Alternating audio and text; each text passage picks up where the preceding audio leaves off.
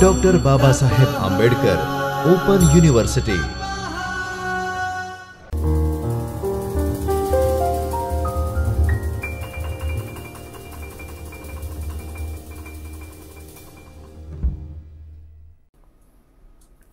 Namaste. Welcome to Dr. Baba Saheb Ambedkar Open University online video session. I am in front of you Dr. Ushma Evad from the Department of Humanities and Social Sciences. We are going to deal with ENGM 308 Block 2, the last part of Block 2, that is known as Unit number 10, which is a small short unit, and it is about the essay because the paper deals with the study of essays. So we have to start our session right now, unit number 10 onwards. Let's start our work. Look, you can see here the study of English ENGM 308 unit 10, and the essay is on the choice of profession by Robert Louis Stevenson. You can see that the big name, the biggest name of literature is in front of you, Robert Louis Stevenson, the man who is very much fond of writing the adventurous novels. If you have been a younger one, when you have been in the schools, you might have come across the books like Treasure Island or Treasure Hunt, or you might have been reading the works of Robert Louis Stevenson that is known as Dr. Jekyll and Mr. Hyde, which is also translated into Gujarati language named as Dev and Danav. And in the same way, Robert Louis Stevenson's very famous book, the most famous book of adventure novels, it is also very much famous, and it is known as Kidnapped. The Treasure Island, Kidnapped, Dr. Jekyll and Mr. Hyde, these were the works of Robert Louis Stevenson, which were the novels, and they were very popular during his period of time. Right now we are going to work with the form of essay, where he has written the essay named as On the Choice of a Profession. Now, what is in the essay? That becomes very much important in the core part of the study of this session. But before that, you must learn detailed information regarding the career of Robert Louis Stevenson, who he was, what were his contribution in the field of literature. All these things are necessary when you wish to learn something about Stevenson. Here the core understanding of the essay is a novelist, a poet and an essayist. He is born in Edinburgh in Scotland. He is the Scottish fellow, but his maximum contributions were found in the field of English British literature. He is the man of Victorian era, the adventure stories, and his studies were of engineering and law.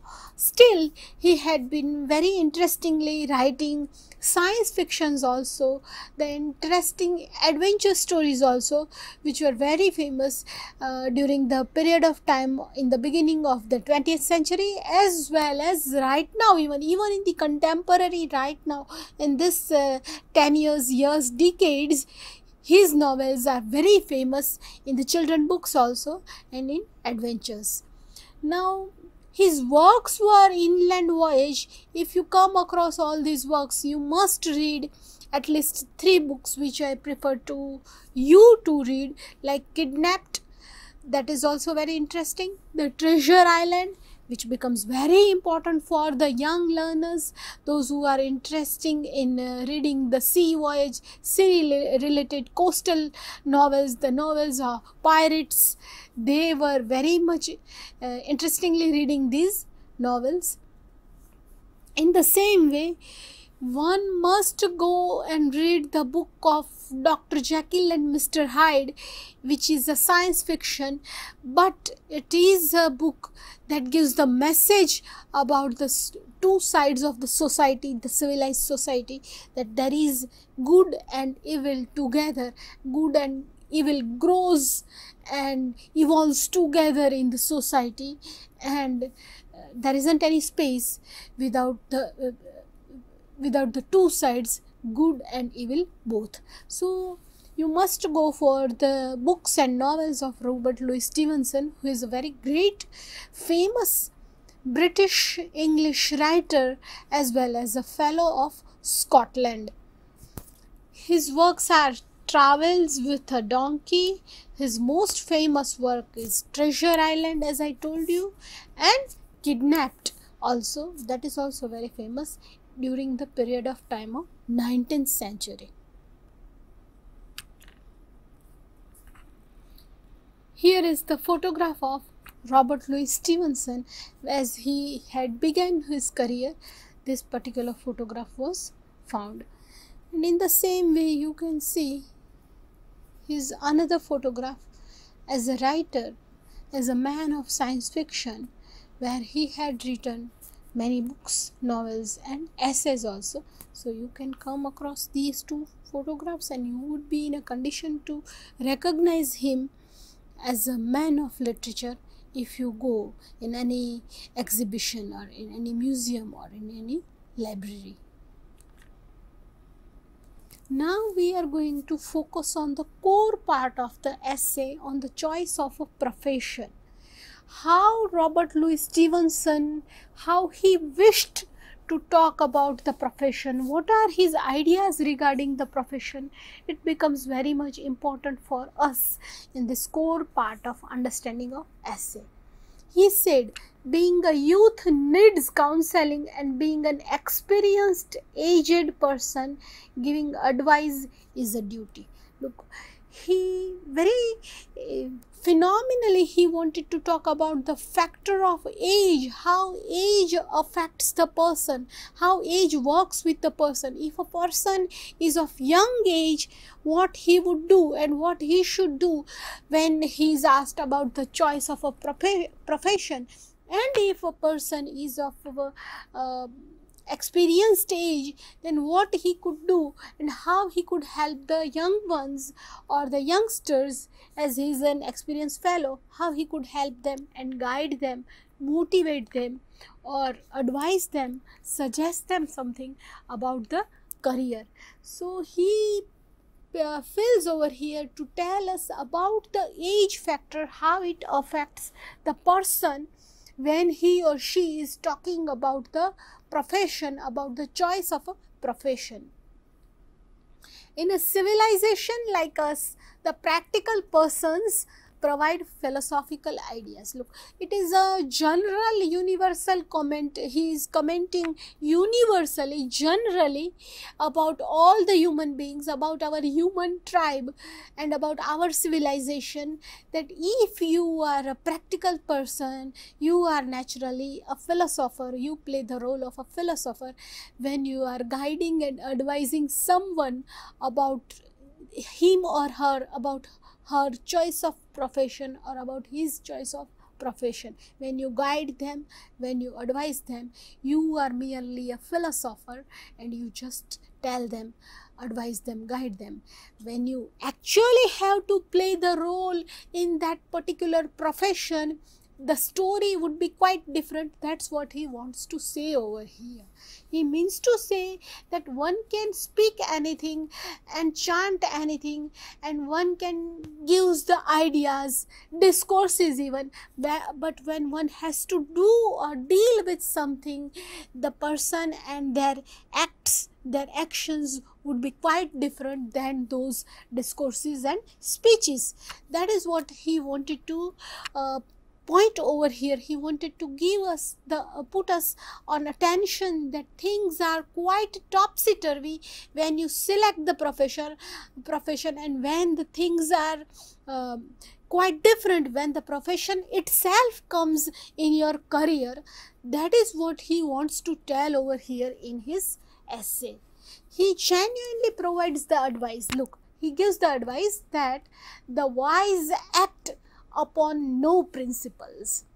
If you are really a wise person, a person who nearly deals with good advice, the person who is a calm and composed, and you can choose your career by your own, your profession by your own, then he means to give advice over here that you should not be that much choosy. You can't choose your profession, you can't select your profession. The wise thing is that act upon no principles. Do not think that the profession of law is quite good because the lawyers are happy, or the profession of doctors are quite good because the doctors are getting better wages, better benefits in salary and finance. So things, when you think about certain things and when you have certain assumptions and you have certain preconceived notions,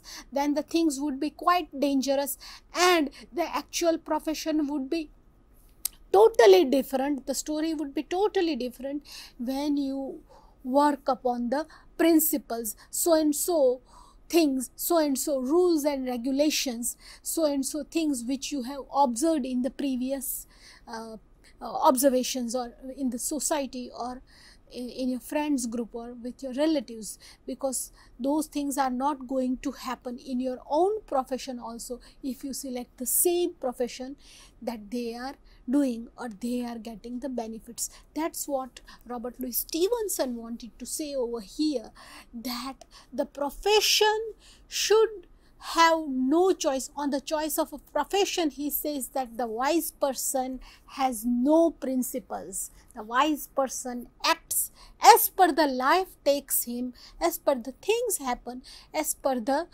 situation happens.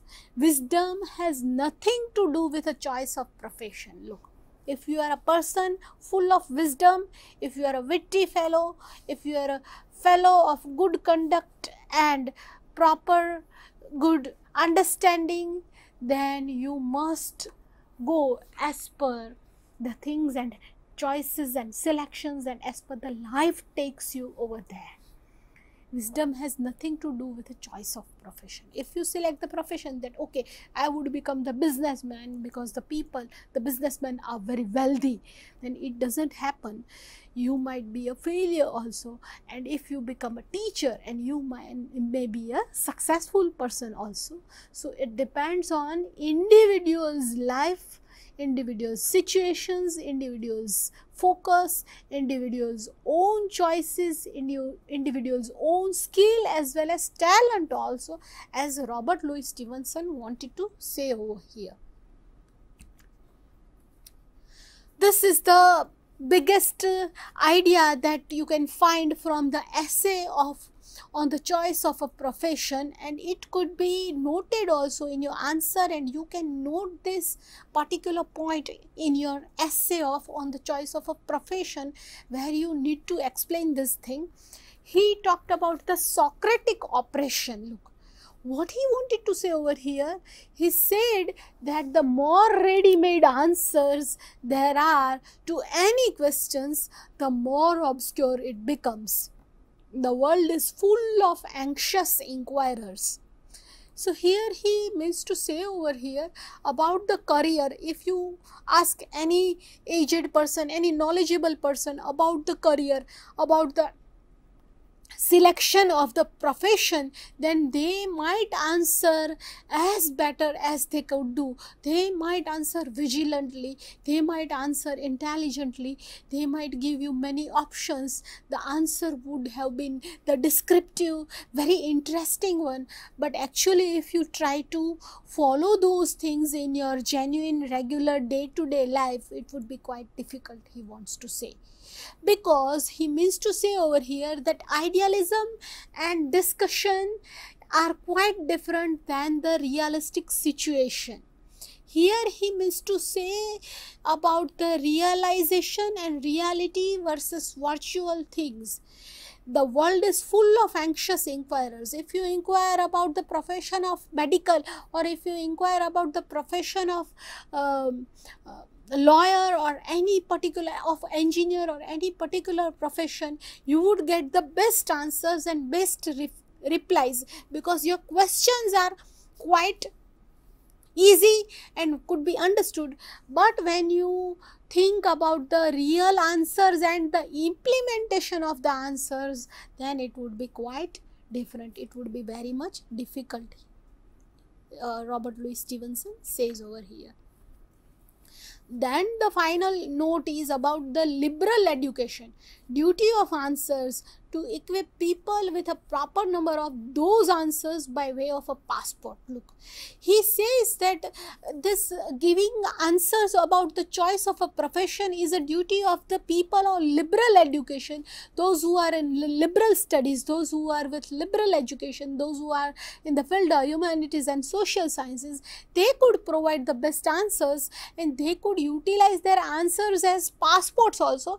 They could give them that trump card, and the people can work on it also. But the actual thing is that the answers are like swimmingly to and fro on their affairs without the trouble of thinking, because they wouldn't have seen the actual problems the person is getting in gaining or in selection of that choice of a profession. The implementation of the profession is quite different than giving advices and giving suggestions and giving clues and ideas to the persons who wanted to select the profession.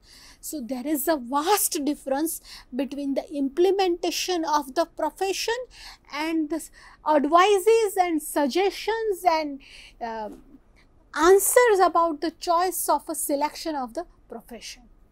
That's what he means to say over here. He had then taken the example of a banker, and he had elaborately narrated the whole story of the banker and the persons who work in the bank, and how he should select the profession and what are the things that could be done if he wouldn't have selected the profession of banking.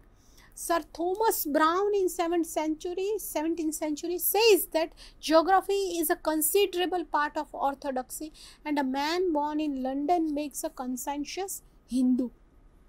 He gave the idea of Sir Thomas Browne's ideology also. Robert Louis Stevenson gave us the idea, and then he had talked about the person who had been a conscientious Hindu. But both these ideas are about his ideology regarding the choice of a selection of a profession. The session ends over here. Goodbye and good luck.